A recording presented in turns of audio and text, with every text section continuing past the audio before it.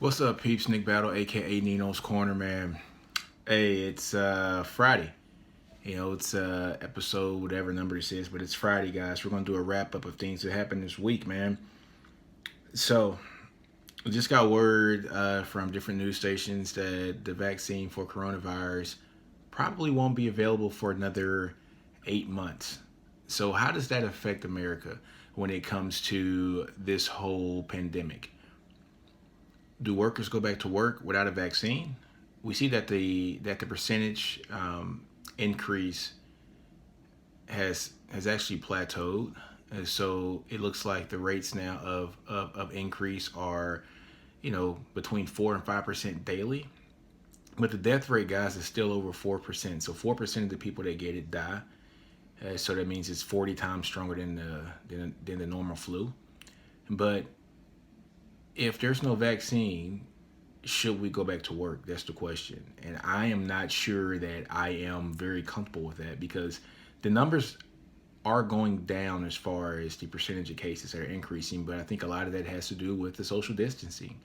And if we're social distancing, right, then that means we're 6 feet away from people and or quarantined at home and having stuff delivered to us, having food, sent to the house, having groceries delivered to the house, ordering from Amazon a whole lot more. We're not going outside as much. So I think a lot of that has to do with some of the metrics that show that the number of cases on a percentage wise are decreasing on a daily basis.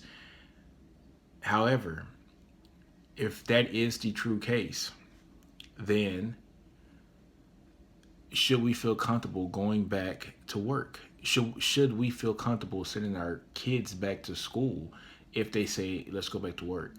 I'm not sure if I'm really cool with that because who's not to say that we're going to have a second flare up of this pandemic once everybody gets back around each other again, right? But if that happens, if that happens to where they tell us to go back to work, what about this stimulus package that we have now, right? Do we have to increase the actual stimulus package now? Do we do that again, guys? And when I say increase the actual stimulus package, do we actually um, do this for like another 8 months? Because the people or the person who gets the stimulus check now, guys, what is it? A max of $1,200 for a single person, and then a max of $2,400 for a family. So, do we do another $2 trillion stimulus package every month? Because this $1,200 isn't going to last for a complete pandemic cycle for people who can't go back to work. The 2,400 is not going to be enough for a complete family, for a married couple to sustain themselves, for people who can't go back to work. Like what if your job is a job that you can't go work at now because of this pandemic? Now I know that you can get unemployment, but sometimes unemployment isn't enough to cover your finances. It's like a supplement, right? It doesn't give you your full salary. It's a percentage of what you would be making. So is that enough to afford the bills that you might have occurred because of the amount of money that you were making? All right, if that makes sense to you guys, right? So if I make, let's say, X amount, let's say I make 50 grand a year, and I have enough bills based upon the amount of money I make, so I put enough for savings and things of that nature, yada yada yada, right? But my unemployment, it doesn't take into account the bills that I have. And let's say that you were a person who saved right, and you have this 6 months of emergency savings saved up. Think about that for a minute. You have 6 months of savings saved up, and you blow through the 6 months of saving because you're in an 8 month pandemic. So how does that work out, guys, right? Do we have to go through and press through 8 more stimulus packages and spend, I guess, $16 trillion in total to assist folks who don't have jobs anymore and families who might need it because of this pandemic? Do we send our kids back to daycare if they tell us that it's cool? like I said before, I don't think I would. Just think about that for a minute. Our kids are vulnerable. You remember that they said that youth really couldn't get this virus. That was one of the big myths when it first came out, and it's not as acceptable into youth. And there are a lot of rumors. Minorities couldn't get it, which that is a total lie. Now we all know that the rate of deaths when it comes to the coronavirus is 3-4 times greater than any other race for blacks. So let's say, for instance, in New Orleans, well, actually, just in the state of Louisiana. Well, let's just take it back to New Orleans. 33% or 30% of the residents there are African Americans, but they account for 70% of the deaths due to COVID-19. So, so what do we do? Do we go back to work if they tell us that we can, even though there's no vaccine? A lot of us are going to have to go back to work because we got to get paid, right? And then once you go back to work, they're going to have to open up the daycares and things of that nature. So now your kid's going, and now your kids are exposed and you're exposed. And how does that sit with you guys? I just want to know, how does that sit with you guys? I'm a little uneasy about it. Like I said, that's a very hard situation, a hard thing to think about when it comes to this virus. So, yeah, we got to think about that for a minute. If a vaccine's not going to be available for another 8 months, what do we do? What do we do as a country? I don't know the answer. I have no idea. I don't know the answer. This is scary. And so, there's, what is it, 30,000 people have died, or actually more than 30,000 people have died, at the close of this week. The number of people who are infected is out. It's over 600K. So we got a 4% death rate, actually higher than 4% death rate of people who get it. Like I said, 30,000 deaths. It's very discouraging. So I don't know how I would handle that. I just want to know how you guys think you would handle that. It's just very it's depressing. It's depressing. And I have family members who actually have the coronavirus, and it's sad to see. So I have a cousin who has it, and he is actually going through the motions and actually trying to get this thing settled and trying to get some sort of normalcy with this. He's trying to recover. I have her sister-in-law who's a nurse, and she's on the front lines in New York City right now.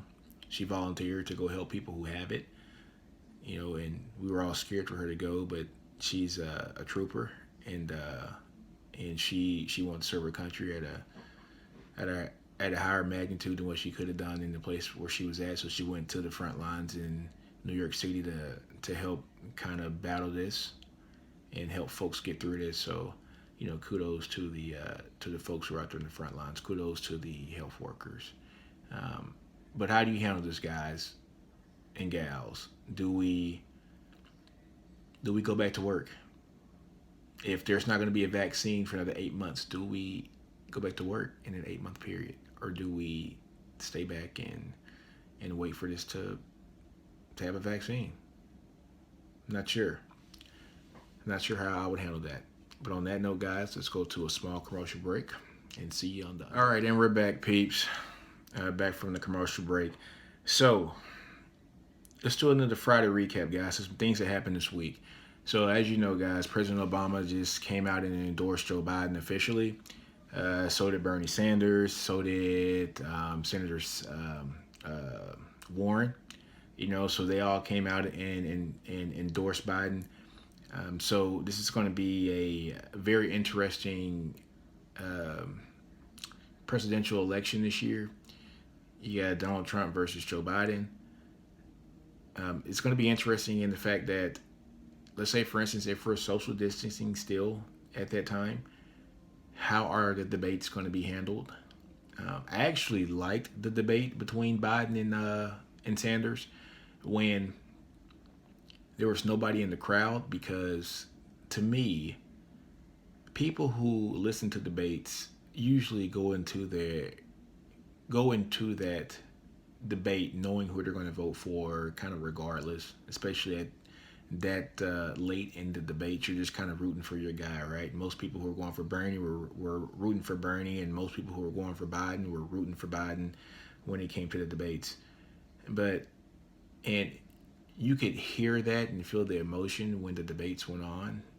When people were in the crowd, some people would cheer, um, some people would clap, and so if you're not a person who listens to the words at a debate, you could be easily swayed upon what somebody says, maybe because they said it with some vindication and maybe because they were louder than the other person. Uh, what I like about the debates that don't have people in them is you get to hear the words, uh, the unobstructed words and thoughts of the two debaters, and there is no crowd cheering. There is nobody protesting at a debate. There's none of that.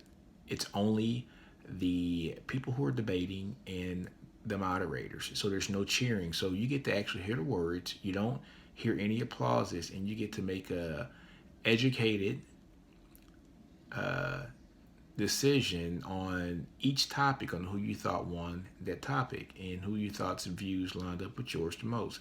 And that's what I like about debates with no people in it. So it's going to be interesting because if this social distancing is still going on, how are they going to moderate these debates? They had to have some kind of town hall. It has to be like when Biden went against Sanders in his last debate, where they were social distance. They were 6 feet away from each other with the podiums. They didn't go shake hands with each other. Would they do that? Would it be a President Trump and Vice President Biden on a Zoom debate? I don't think that would happen. I would think they would have to be in person. However, it might not be. It might be to the point where we have to have that for a debate. It's going to be very interesting. It's going to be very interesting times. This is changing the scope of America and how things are naturally done, because we're so used to being people who have to be somewhere, right? We're not comfortable until we are out. Now we are forced to be in. So this is a time where you have to honestly, you're getting your family time back. All that time that we missed at being at work and driving to work, we're getting all that time back with our family, and I freaking love it. Some people are probably not loving it because they don't want to be home. But I love being at home. I love being around my family. So it's an amazing time for me because not only do I get to work, but while I'm working, I'm helping my 5 year old read. I'm helping my 5 year old do math problems, and I think that's amazing that I can be able to get that fatherly time with my son while we're working. So, but getting back to the debates, man, why is it important that President Obama finally endorsed uh, Biden? It's very important because now the Democrats have one candidate that they can put up, and the Republicans have one candidate, which is President Trump, and now you have the two folks who are going to be running for president in the 2020 election, and now you get to see the campaigns and see what each one stands for. It's going to be very interesting. Very interesting. It's very important because it's we're now going to see how the Obama effect is going to help and aid Joe Biden. Uh, we're going to see the counter attacks that President Trump is going to do against these endorsements, and I think we already saw it in the past. What was it? Tuesdays? Was it Monday or Tuesday's press conference for the COVID-19, um, where he kind of had his own campaign commercial that he played during the press conference. It's kind of odd, but yeah, we're going to start seeing the ads and the topics that are going to be talked about, and voters are going to be able to wrap their hands around how and what their respective candidates going to talk about. And also, let's be honest, if there's a social distancing going on, how are we going to vote? Is it going to be vote by mail now for the most part? We can't expect people to go out and vote now in person and do the social distancing, especially for the presidential election, because the lines will be out. They will be out of this world, and I couldn't imagine people being 6 feet away from each other for lines that could, honestly, if you put people 6 feet away from each other and you extrapolate that by the lines that we saw in the Texas primaries for the Democratic primaries, those lines would be probably 2 or 3 miles long. And are we going to do that? That just doesn't make sense. I think we're a much smarter country than that to allow that to happen. So it's going to be interesting on how we do the votes and how the votes get in for the presidential candidates. I am very intrigued on how that's going to work out and happen. So, very important, very important. It was interesting to see, and President Obama when he had his 11-minute talk on his Instagram live on why he endorsed Joe Biden, and we all knew he was going to endorse Joe Biden. That's his guy. That's his vice president for 8 years, and you can tell that those guys really genuinely love each other. And so, he was just waiting to see if he was going to win the primaries. And once he won, we all knew the endorsement was going to come from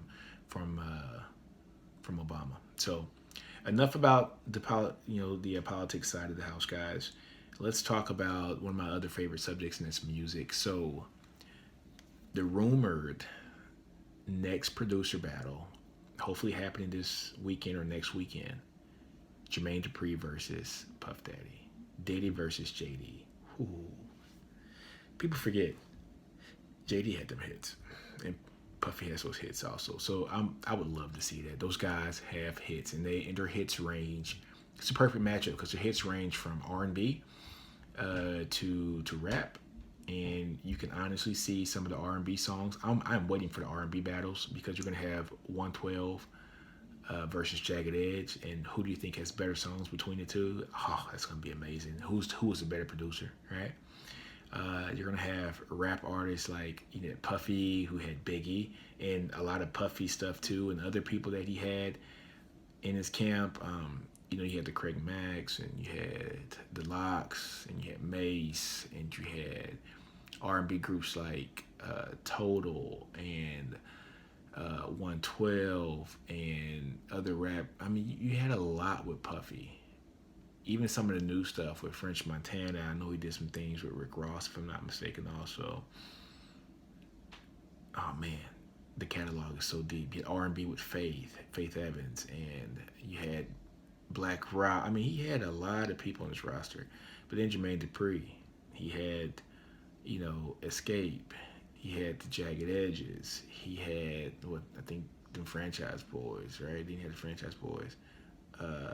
No, which one did the Lean With It, Rock With It? It wasn't Franchise Boys. It was, Franchise Boys. He had the Chris Cross with the Jump. When that beat's been sampled a lot. You had the Brat. People forget how good the Brat was. So funkified. You had Jermaine Dupri with songs with him and guys like Jay-Z, Money Ain't a Thing. You had a bunch of songs and a bunch of hits between these two guys. So it's going to be very interesting. I can't wait to see that. So hopefully that goes through. Next thing on the agenda, guys, is coming up next week. The NFL draft, guys. I cannot wait to see that. It's going to be amazing. It's going to be interesting to see, too, because it's going to be a social distance NFL draft. So it's going to be very amazing to see that, too. But I cannot wait to see that first round of draft. I think it starts on Thursday. It's the first round. The second and third round is on Friday. And then 4th through 7th are on Saturday. So I can't wait to see it either. So, on that note, guys, that's a look to what's coming up next week. And I'm going to have some analysis on the quarterbacks, who I think should be the top pick, who is going to be the top pick, who I think should be the top pick, and just an analysis of the 3 top quarterbacks in Joe Burrow, Tua, and Herbert from Oregon. So on that note, guys, we're going to end this. We're getting a little long-winded here today. And so, everybody knows what I do. I always say my do you slogan at the end of every podcast. So you guys know what it stands for. Just go ahead, repeat it with me. D, don't be afraid to fail. O, outgrow your environment. And U, understand your brilliance, man. Do you. Do you. And on that note, Nino's Corner, I am out. I salute you guys. Bam. Love you all, man. Nino's Corner, I'm out.